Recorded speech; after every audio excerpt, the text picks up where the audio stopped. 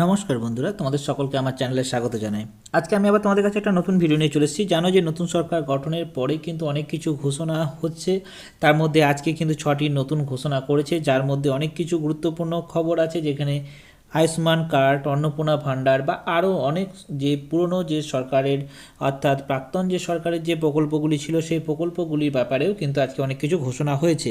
তাই তোমরা ভিডিওটা প্রথম থেকে শেষ পর্যন্ত দেখো, তাই তোমরা জানতে পারবে যে কী কী ঘোষণা হয়েছে এবং কী কী এতে আমরা উপকৃত হব বা ভবিষ্যতে আমাদের কী কী করতে হবে না করতে হবে।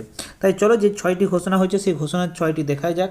যে নতুন সরকার যে নতুন বাংলার যে নতুন একটা সংকল্প করে এসছে, অর্থাৎ বিজেপি সরকারের যে ঐতিহাসিক যে সিদ্ধান্তগুলো নিচ্ছে সেই সিদ্ধান্তগুলো কিন্তু খুব আমাদের কাছে একটা আনন্দের বিষয় হয়ে দাঁড়াচ্ছে। যেমন এখানে দেখো, নতুন মুখ্যমন্ত্রী আমাদের কাছে 6টি নতুন ঘোষণা করেছে, যেখানে বলা হয়েছে যে 321টি শহীদ পরিবারের সমস্ত রকমের ভরণ পোষণের দায়িত্ব কিন্তু রাজ্য সরকার নেবে। অর্থাৎ কি, যেখানে বিজেপিদের অনেক কর্মী কিন্তু মারা গেছে, সেক্ষেত্রে কিন্তু তাদের কিন্তু ভরণ পোষণের দায়িত্ব কিন্তু এবার রাজ্য সরকার নিতে চলেছে। তাছাড়া যে 2 নম্বর যেটা ঘোষণা করা হয়েছে সেটা হচ্ছে সীমান্তে যে খোলা অংশ যেটা রয়েছে, যেখানে কাঁটা তারের বেড়া দেওয়ার জন্য বিএসএফকে কিন্তু 45 দিনের জন্য জমি হস্তান্তর করা হবে। অর্থাৎ কি না, যেসব জায়গাগুলোতে বর্ডার এলাকা রয়েছে সেই এলাকাগুলোতে কিন্তু কাঁটা তার দিয়ে কিন্তু জায়গাগুলোকে কিন্তু ঘিরে নেওয়া হবে।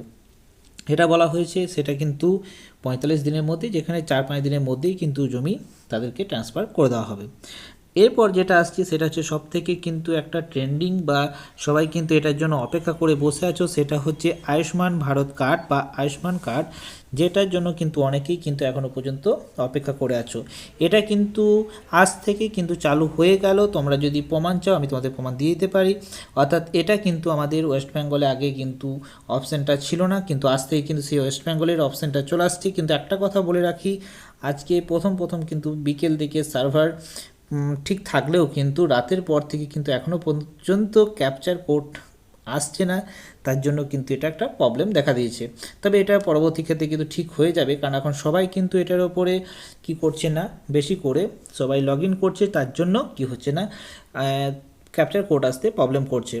এখানে কিন্তু তোমরা 3 রকমভাবে অ্যাপ্লাই করতে পারবে, অর্থাৎ 3 রকমভাবে তোমরা দেখতে পাবে। একটা হচ্ছে আধার কার্ড, একটা হচ্ছে তোমার যে আয়ুষ্মান কার্ডের নাম্বার যেটা থাকে সেই নাম্বার দিয়ে, অর্থাৎ নাম্বার না থাকলে কিন্তু PAJY যেটা থাকছে সেখানকার তোমাদের আইডি থাকলে হবে। আদারওয়াইজ তোমাদের কিন্তু রেশন কার্ডের নাম্বার দিয়ে কিন্তু তোমরা আয়ুষ্মান ভারতের কার্ডটা অ্যাপ্লাই করতে পারো বা তোমরা বেনিফিশিয়ারি ডিটেলস দেখতে পারো।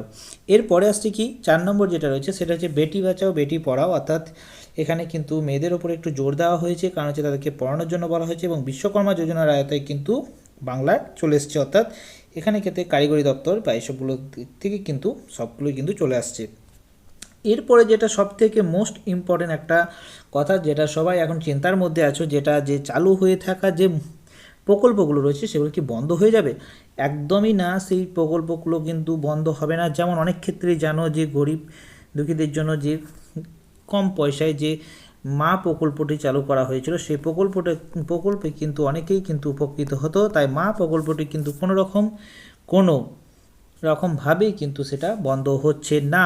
অর্থাৎ এটা কিন্তু যেমনকার চালু ছিল সেরকমভাবেই চালু হচ্ছে। তাছাড়া কৃষক বন্ধু বা আদার্স যে, অর্থাৎ লক্ষ্মী ভাণ্ডার বা যুবসাথী, যুবশ্রী, সমস্ত কিছু কিন্তু চলবে। তবে হ্যাঁ, এখানে ক্ষেত্রে একটা কথা বলা হচ্ছে যে অনেকেই যে অন্নপূর্ণা ভাণ্ডার কথাটা বলা হচ্ছে, অন্নপূর্ণা ভাণ্ডার কিন্তু নতুন করে আবার অ্যাপ্লিকেশন নেওয়া হবে। সেক্ষেত্রে যারা অলরেডি লক্ষ্মী ভাণ্ডার পাচ্ছ তাদের ক্ষেত্রে কিন্তু কোনো রকম কোনো অসুবিধা নেই, কিন্তু যারা ধরো এখন পাচ্ছ না তাদের ক্ষেত্রে কিন্তু তোমাদেরকে এই অন্নপূর্ণা ভাণ্ডারটি ফর্ম ফিল আপ করতে হবে।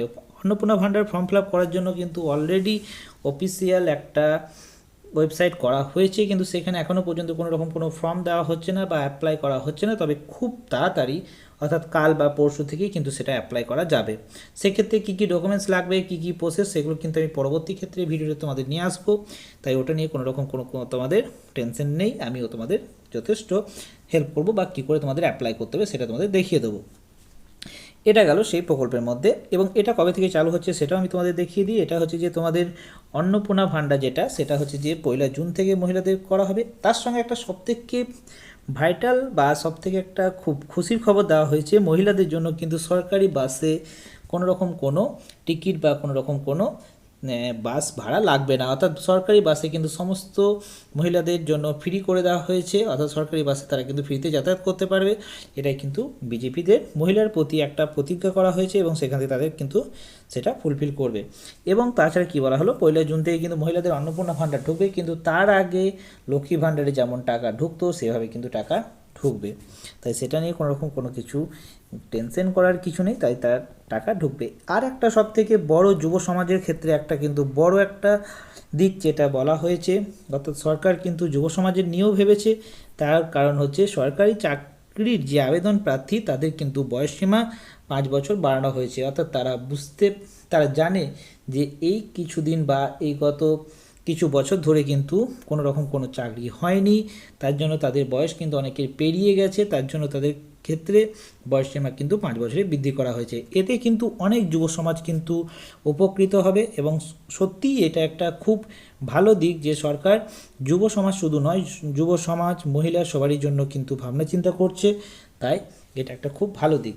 অর্থাৎ উন্নয়নের পথে কিন্তু বাংলা আস্তে আস্তে এগোচ্ছে, তাই অবশ্যই কিন্তু আমাদের বাংলা আস্তে আস্তে একটা উঁচু জায়গার মধ্যে চলে যাবে। আশা করি তোমাদেরকে 6টি প্রকল্পের মধ্যে সমস্ত কিছু বোঝাতে পেরেছি। এর বাইরে যদি তোমাদের কোনো কিছু কোয়ারিজ থাকে বা এই প্রকল্প বা কোনো রকম কোনো কিছু যে 6টি ঘোষণা বললাম, 6টি ঘোষণার মধ্যে কোনো কিছু যদি তোমাদের কোয়ারিজ থাকে তাহলে তোমরা অবশ্যই কিন্তু কমেন্ট করে জানিও, আমি তোমাদের অ্যান্সার দেওয়ার চেষ্টা করব। এবং প্রত্যেকটা প্রকল্পের ক্ষেত্রে নতুন নতুন প্রকল্প যাই আসুক না কেন আমি তোমাদের কাছে সেই সব ভিডিও তুলে ধরবো। আশা করি ভিডিওটা তোমাদের ভালো লেগে থাকবে। যদি ভালো লেগে থাকে তাহলে অবশ্যই লাইক শেয়ার কমেন্ট করে দিও এবং সঙ্গে সাবস্ক্রাইব করে দিও। Thank you.